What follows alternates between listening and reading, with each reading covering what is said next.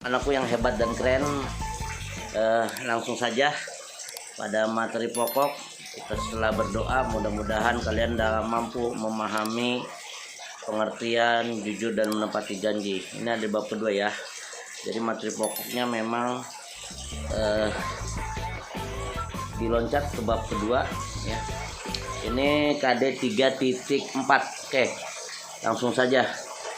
Jujur dan menepati janji. Memahami makna jujur, ini kalian harus mengerti apa sih yang disebut dengan jujur. Kemudian menerapkan perilaku jujur. Setelah kalian memahami makna jujur, kalian mampu untuk menerapkan perilaku jujur.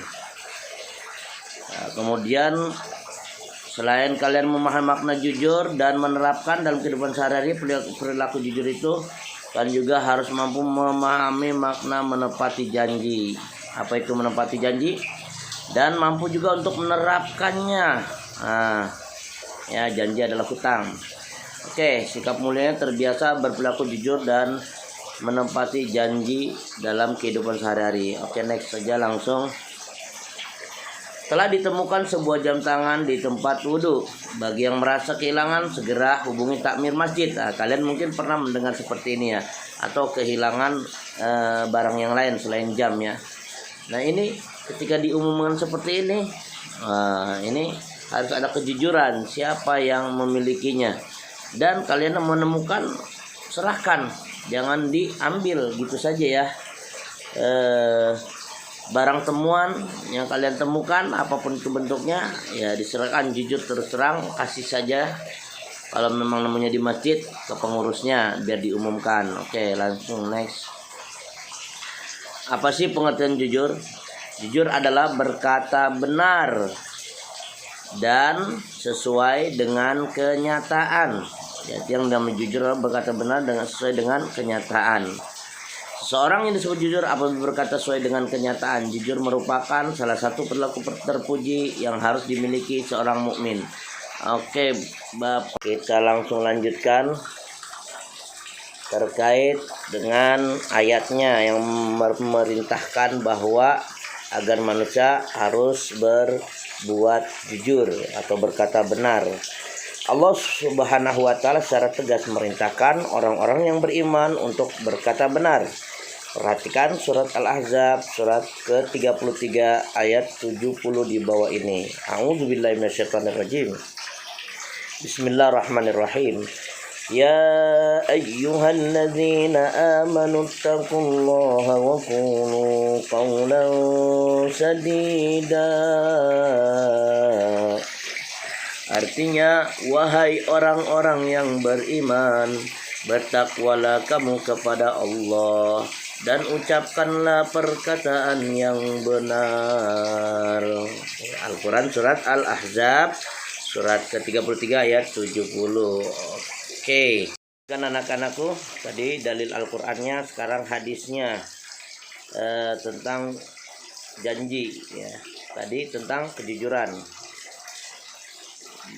Dari Abi Hurairah radhiyallahu anhu berkata, Nabi SAW sabda, sesungguhnya yang terbaik di antara kamu adalah siapa yang paling baik menunaikan janji. Ya, baik. Seorang mukmin harus menunaikan janji dengan sebaik-baiknya. Dengan demikian orang lain akan memberi hormat dan simpati dikarenakan sifat mulia ini. Allah Subhanahu wa Ta'ala mengancam orang-orang yang melanggar janji dengan azab yang pedih. Perhatikan firman Allah berikut ini. Allah Subhanahu wa Ta'ala berfirman dalam Al-Quran surat Al-Imran surat ketiga ayat 77 yang bunyinya, A'udzubillahi minasyaitonirrajim. Bismillahirrahmanirrahim. Innal ladzina yashtaruna bi ahdillahi wa bi aymanihim. Mohon maaf, Bapak tandakan dulu. Ayatnya ditengok ya. Kita baca sama-sama. Bismillahirrahmanirrahim. Innallazina yashtaruna bi'ahdillahi wa aymanihim samanan qalilan ulaika la khalaqa lahum fil akhirati wa la yukallimuhumullah ولا يكلمهم الله ولا ينظر إليهم يوم القيامة ولا يزكيهم ولهم عذاب أليم, yang artinya sesungguhnya orang-orang yang memperjualbelikan janji Allah dan sumpah-sumpah mereka dengan harga murah, mereka itu tidak memperoleh bagian di akhirat. Allah tidak akan menyapa mereka, tidak akan perhatikan mereka pada hari kiamat, dan tidak akan mensucikan mereka. Bagi mereka azab yang pedih. Na'udzubillahi min dzalik. Al-Quran surat Al-Imran surat ketiga ayat 77. Ini dalil nafsi tentang janji. Jadi ayat di atas menegaskan bahwa orang-orang yang melanggar janji dan sumpah kepada Allah Subhanahu wa taala, demi Allah seperti ya, bohong, awas, akan mendapat azab yang pedih dari Allah Subhanahu wa taala di akhirat kelak.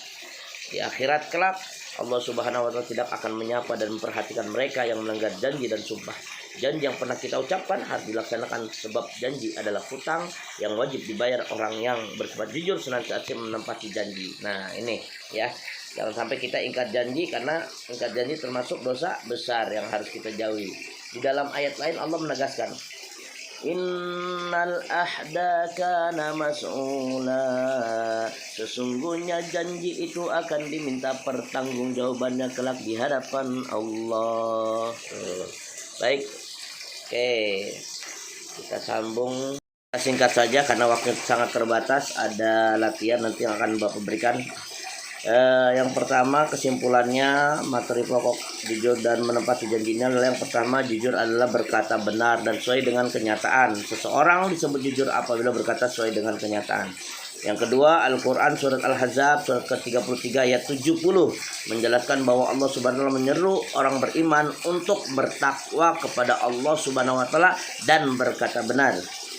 Kemudian yang ketiga, kesimpulannya, menurut Al-Quran surat Al-Imran surat ketiga ayat 77 bahwa orang-orang yang melanggar janji dan sumpah kepada Allah Subhanahu wa taala akan mendapat azab yang pedih dari Allah Subhanahu wa taala di akhirat kelak. Na'udzubillahi min dzalik. Dan yang terakhir, yang keempat, kejujuran akan membimbing pada kebaikan dan kebaikan akan membimbing ke surga. Sebaliknya, kedustaan itu akan mengantarkan pada kejahatan dan kejahatan itu akan menggiring ke neraka. Na'udzubillahi min dzalik. Semoga kita termasuk orang-orang yang jujur dan menepati janji. Amin ya rabbal alamin. Baik anak-anakku, kalian tugasnya adalah yaitu menjawab pertanyaan berikut ini.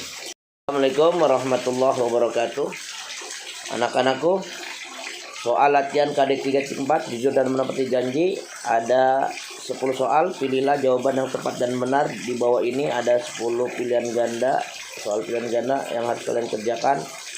Oke, video ini mewakili, mungkin kalian bisa ulang-ulang ya. Nomor 1, seorang yang berkata apa adanya sesuai dengan kenyataan adalah A. Hikmah jujur, B. Pengertian jujur, C. Kriteria jujur, D. Contoh jujur. Nah, dan sampai dengan nomor 10 saja jawaban. Nah ini, kalian bisa lihat keterangan. Jawaban diketik dalam bentuk Word atau PDF atau ditulis pada buku latihan, kemudian foto lalu kirim ke WA Japret Bapak ya. Dan jangan lupa ini masuk dalam kategori nilai pengetahuan. Kemudian nilai keterampilan kemarin kegiatan pembiasaan yaitu membaca Al-Quran surat Al-Mutaffifin ayat 1 sampai dengan 36 ya. Mungkin agak panjang ya. Oke. Kalau memang agak panjang, kalian ganti saja dengan membaca Al-Quran dalil nakli tentang sifat jujur dan menepati janji. Kirim lewat email. Lewat email agar nggak penuh. Kalau lewat WA pasti filenya akan penuh, bapaknya akan tidak terbaca ya. Jadi lewat email yang bapak kirimkan tetap jainal.id.belajar ya. email yang Bapak sudah kirimkan. Itu saja, mungkin ditunggu hari ini juga. Salam sukses, semoga meraih kesuksesan dan meraih nilai di atas KKM. Amin ya Allah rabbal alamin. Cukup sekian, Bapak tunggu hasilnya hari ini juga. Semoga sehat selalu. Assalamualaikum warahmatullahi wabarakatuh.